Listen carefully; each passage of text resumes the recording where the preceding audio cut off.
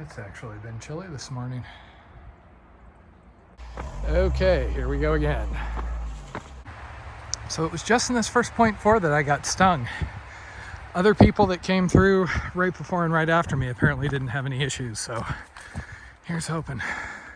So I got past where the bees attacked me yesterday.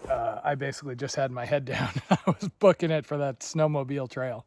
I did get buzzed by something twice, and I just like thwapped at it and took off just fast as I could possibly manage. So, okay, my balance does seem a little off, and I'm not feeling 100% after all that yesterday, but I couldn't justify sitting still for another day. You know, I haven't tried to pass out in 12, 15 hours. It's all good.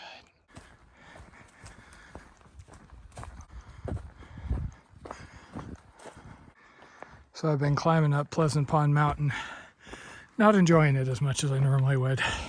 Basically, the spots where I was stung, that general area is red, itchy, a little bit painful, maybe a little swollen. But oh well. Some days you enjoy, some days you just survive. Okay. One more mountain up ahead, I think. So yeah, you remember how it was going to be sunny until Monday? Turns out there's rain on the way for the next couple of days now. And both my legs are actually pretty swollen at the moment due to the bee stings, which explains why I'm a little unsteady on my feet and why I'm having all this pain. Good times. So on that last peak, I tried to do a teledoc appointment so I could get a prescription for EpiPens just as a precaution before I go into the 100-mile wilderness. But I couldn't wait any longer. It was about to rain, so oh well.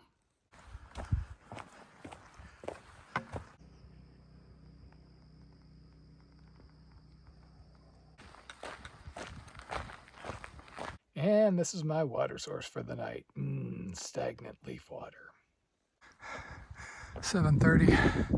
Starting to sprinkle a bit. Starting to get the sense that maybe I shouldn't have passed up the campsites down at the base of Mackaye. But oh well.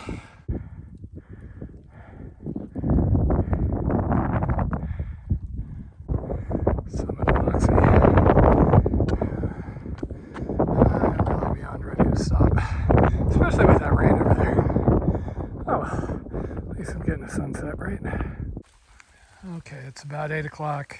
It's now raining, and I managed to find one little site right at the Summit Bypass Trail on the far side of Mackaye. So, home sweet home for the night.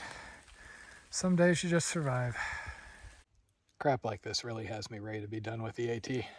So I got here after dark in the rains, found a, established tent site set up.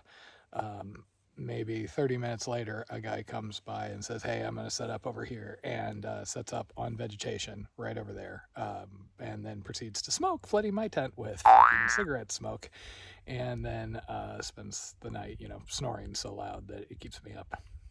And then wakes up this morning and smokes again. And then the shelter crowd just passed, and they're all blaring speakers. I'm really ready to be over Katahdin and back to sane solo hiking. So I didn't really notice it before I left the hostel. Everything seemed to be okay leaving the hostel, other than I didn't feel super great. But once I started hiking, I realized that my right leg, basically from the ankle up to the knee, was warm and swollen. And my left ankle around the sting site again was all swollen. And so I was pretty sure my feet were swollen too. And that was just kind of making me unsteady. And I was dealing with a lot more discomfort and pain than I'm used to. So at least for the moment, my leg seems to be better than yesterday. Seems like most people are assuming they're yellow jackets that got me. There was a note from last year that somebody got stung 7 times in that same area. I also ran into Malibu, who was a thru hiker in 2014 and is the ridge runner for this area, or a ridge runner. I don't know if they have multiple. And among other things we talked about, apparently getting over Katahdin may be a bit of a hassle. So what happens is you get to Able Bridge, you check in with the rangers. If there is space, you can continue to the Birches, which is the shelter right below Katahdin. Otherwise, your options are doing like a 15-mile hike to the summit from Able Bridge, or waiting following days until a spot opens up in the Birches, because only 12 people can stay in the Birches. You can also reserve a campsite, but those are apparently hard to get. Taters has looked into it a little bit, and she says it was basically booked for all of September. 15 miles summit and get out doesn't sound like, you know, the worst thing. The only thing is I may have a longer hike after that, because once I descend off of Katahdin, my plan is probably to do the knife edge down. That seems like it leads closer to where the IAT starts. You know, I've got to get out of Baxter before I can legally camp. There is a campsite on that side, but again, Tater said there was nothing available. And this early, I don't know when I'm going to be there. You know, I won't know what dates I'm going to be set up for it until, you know, I cross the 100-mile wilderness probably. So I am excited to see Katahdin. I am also very excited to get over Katahdin. So Fort Franklin is where I cross the border, you know, sticking to the purest IAT route because purest got a pure. So I am basically planning to do a last mail drop there, since I don't know how difficult it's going to be to get packages into Canada, but I'm assuming there's going to be a delay, extra, like huge costs, etc., etc. So I'm actually going to swap into, I'm going to get a heavier puffy. I'm going to swap from my 30-degree bag to a 10-degree bag, and, you know, see and get like my last pair of shoes and stuff like that. Well, probably second to last. Well, maybe, we'll see. Also, I'm going to get a second pair of long johns, so I have one to hike in, so when that one's wet and sweaty, I still have something dry to change into at the end of the day. I'm really tempted to try like the meggings. They're like the leggings intended for males. Why are they intended for males? Because they come with a modesty cup, so, you know, your business isn't like poking out at people. Because let me tell you, as somebody who's been wearing like spandex underwear out here for a while, people get a little less wanting to talk to you when you're, you know, sitting there just wearing very, very tight spandex. It is damn chilly this morning, especially up here.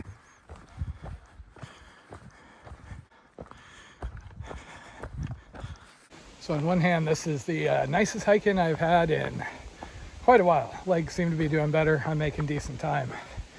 Unfortunately, there's also a rather large trail family back there, of the sort that thinks it's totally fine to come to a water source and start like smoking cigarettes everywhere. So yeah.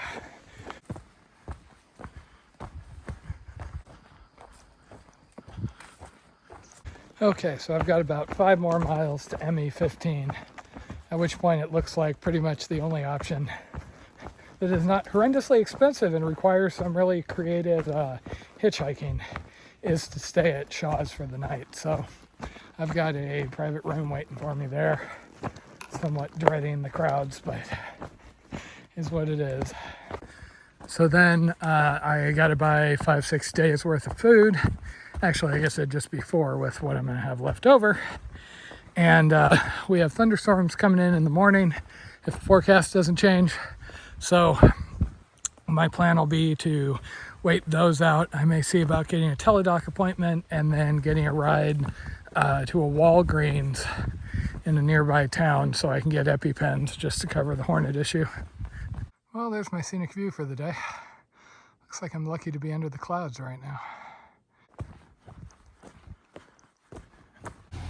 Looks like I hit the shuttle timing just perfect. I was telling people, oh yeah, I'm gonna go do the Florida Trail. Not only am I at a hostel, but it's before dark. What the hell?